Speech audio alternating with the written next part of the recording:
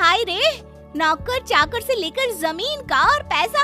हाँ, मुझे रिश्ता मंजूर है मुझे। अरे रुक जा श्वेता, मैं बात कर रही हूँ ना। देखिए, हम लोगों के घर इतनी आजादी नहीं मिलेगी। अरे हाँ कर देना माँ, हाँ कर दे जल्दी से। सास क्या करती, बेटी की शादी ऐसे घर में कर देती है जहाँ ना उनके विचार मिलते हैं और ना ही आचार। शादी के बाद एक रोज फोन पर, श्वेता बेटा एक बार घर आ जा, बहुत दिल करता है तुझे देखने का।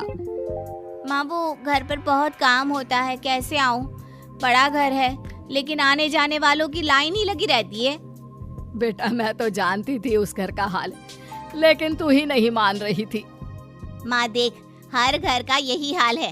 तेरी बेटी को यहाँ घूंघट हटाने की परमिशन नहीं है और एक तरफ भाभी स्कर्ट पहनकर घूम रही है। बेटा मुझे क्या पता था कि मेरी बेटी को ससुराल के नाम पर पिंजरा मिल जाएगा। अच्छा माँ, फोन रखती हूँ, सास को गर्मा गर्म रोटी खिलानी है। तुम लोगों की तरह नहीं कि एक रोटी बनाओ, एक सब्जी बनाओ, फिर सारा दिन फ्री होकर घूमो। सास फोन तो रख देती है, लेकिन सोच में पड़ जाती है कि एक तरफ बेटी जिसे कोई आजादी नहीं, वहीं दूसरी तरफ बहू जिसे देखकर लगता ही नहीं कि उसकी शादी भी हुई है। अगले रोज, शिखा, अरे ओ शिखा। हाँ माँ क्या हुआ, कुछ चाहिए आपको? मैं जिम जा रही थी।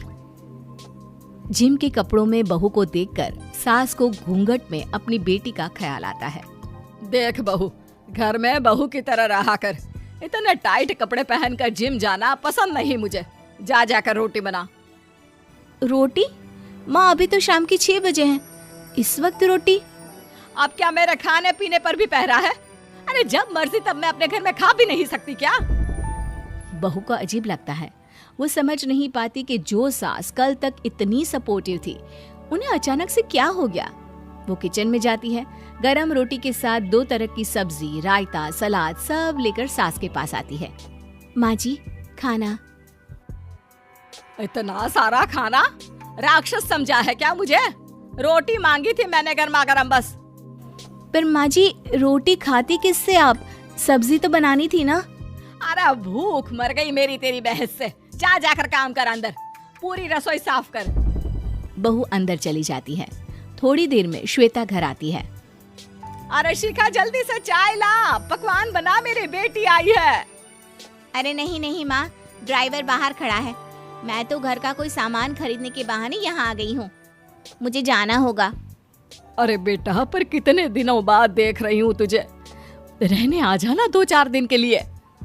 आ जाऊंगी माँ, जब मेरी सास मरेगी तब। मैं तो रोज मन्नत मानती हूँ कि मेरी सास मर जाए तो अच्छा है। अच्छा चल, जा रही हूँ माँ।